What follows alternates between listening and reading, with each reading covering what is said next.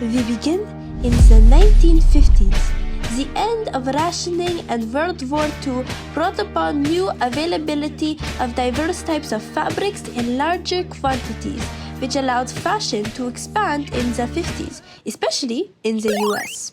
A decade of elegance, formality, and perfect color matching. Knee-length skirts, floral fabrics, fitted tops but full skirts with kitten heels, and stockings. But what historical event led to this? Well, fashion historian Gerda Buxbaum writes in Icons of Fashion, the 20th Century, and I quote, "The long years of deprivation during World War II brought forth a yearning for luxury and fashionable things, and women made a special effort to dress appropriately for every occasion. It was considered imperative that one's accessory matched perfectly."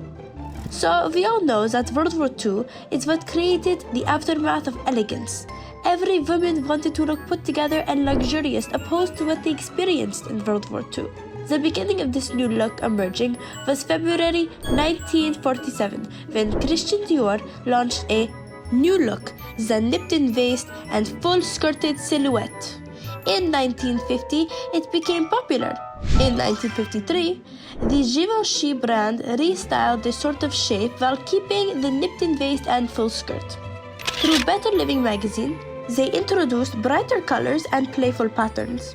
Charles James' cloverleaf dress and Balenciaga's evening dress came out next following that pattern. LYNNE CHARLOT from California kept this look and added the poodle, which created the poodle skirt. Now that all the top designers and some regular ones were selling this, smaller stores followed. This continued quickly, like a domino effect, and boom! A trend is born. When we reached 1955, a second event occurred that alternated the trends of this decade. Fashion curator Daniel Milford Cotham writes, and I quote, "Two ladies could walk down the street in different outfits, yet appear equally modish, be their skirts full and narrow, or one in a form-fitting sheath and the other in a loose sack dress." When this came out, new designers such as Cristobal Balenciaga, Charles James, and Hubert de Givenchy introduced different styles contrasting the new look. A straight-cut suit with the jacket hanging at the widest point of the hip. Once again, this two-piece set was followed by smaller stores, and then boom, another trend was born. Then again, in 1957, this look was slightly changed in a high-waisted chemise dress introduced by Balenciaga.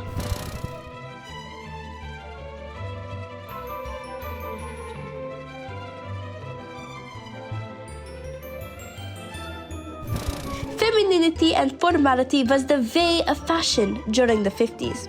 This being said, slacks were occasionally acceptable but very rarely, and certain forms of sportswear, as well as Claire McCardell's popular wrap-over dress, sundresses, and pedal pushers with matching tops.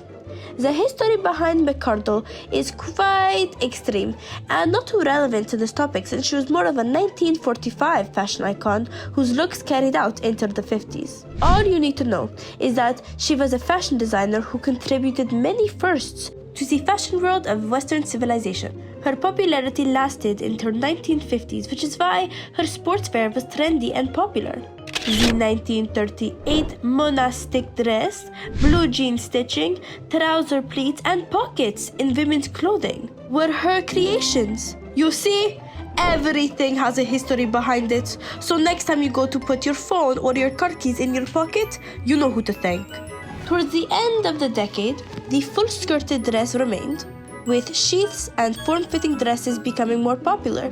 Now, these already existed in 1800s, frequently worn by the Queen Consort of the United Kingdom, Alexandra of Denmark, and called princess sheath dresses.